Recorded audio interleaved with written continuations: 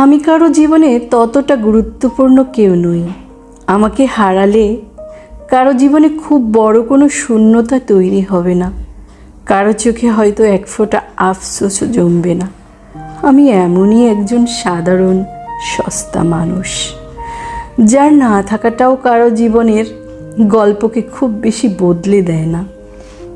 হয়তো কোনো এক সময় কেউ আমাকে খুব কাছে টেনে নিয়েছিল, আমার সাথে কথা বলার জন্য অজস্র অজুহাত খুঁজেছিল, একটু দেখার জন্য ব্যস্ততার মাঝেও সময় বের করেছিল। তখন মনে হয়েছিল আমি বুঝি সত্যিই কারো কাছে অনেকটা গুরুত্বপূর্ণ। কিন্তু সময় বদলাতে খুব বেশি দেরি লাগে না। একসময় যে মানুষটা আমাকে পাওয়ার জন্য এতটা পাগলামি করেছিল, সেই মানুষটাই ধীরে ধীরে দূরে সরে যায়। আর আমি বুঝতে শিখি আমার জায়গাটা আসলে কতটা ছোট। আজ যদি আমি হঠাৎ করে হারিয়ে যাই, পৃথিবী ঠিক আগের মতোই চলবে। কারো সকাল থেমে যাবে না, কারো রাত নির্ঘুম হবে না। মানুষ ঠিকই হাসবে, গল্প করবে, নিজের মতো করে সুন্দর করে বেঁচে থাকবে।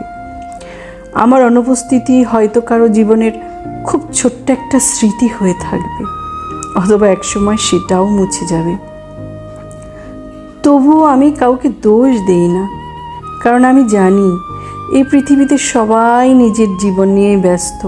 কারো জন্য কেউ চিরদিন থেমে থাকে না। তাই ধীরে ধীরে আমি শিখে নিয়েছি নিজেকে খুব বেশি গুরুত্বপূর্ণ ভাবতে নেই। আমি হয়তো সত্যিই ততটা দামি কেউ নই, তবুও আমার অনুভূতিগুলো সত্যি, আমার ভালোবাসাগুলোও সত্যি। আর সেগুলো নিয়েই আমি চুপচাপ নিজের মতো করে বেঁচে থাকি।